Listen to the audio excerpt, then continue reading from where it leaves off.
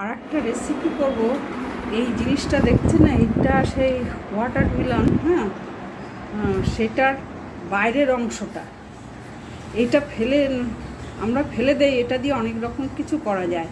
এইটা আমি গ্রেট করে নিয়েছি এই জিনিসটাকে দিয়ে, এই জিনিসটাকে দিয়ে আমি গ্রেট করে নিয়েছি। গ্রেট করে নিয়ে এর কাবাব বানাবো। এই যে কাবাব বানিয়ে এটা আমি এতে তো ভীষণ জল থাকে, জল নিংড়ে এখানে রেখেছি। কিছু মশলা দিয়েছি, এই মশলার মধ্যে জিরে, ধনে, গরম মশলা, নুন, হলুদ, চিনি আর লঙ্কা, কিছু গোটা মশলা দিয়েছি, 5 ফোড়ন, মৌরি, কালো জিরে এইসব দিয়েছি। দিয়ে এইটা আর এই যে 2 চামচের মতো দই আছে, দইটাকে ফেটিয়ে এর সঙ্গে একসঙ্গে মেশাবো।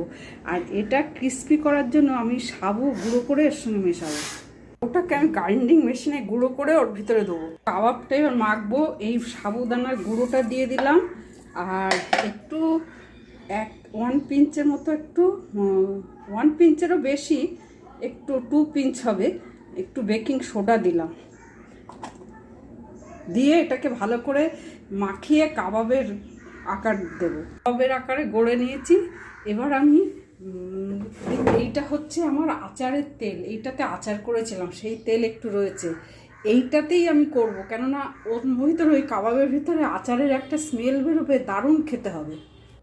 এই কাবাব হয়ে গেছে, ওয়াটারমেলনের কাবাব, আর যাকে বাংলায় বলে তরমুজ। আর এই সস দিয়ে খাবো এই পেঁয়াজ, দারুণ খেতে হচ্ছে।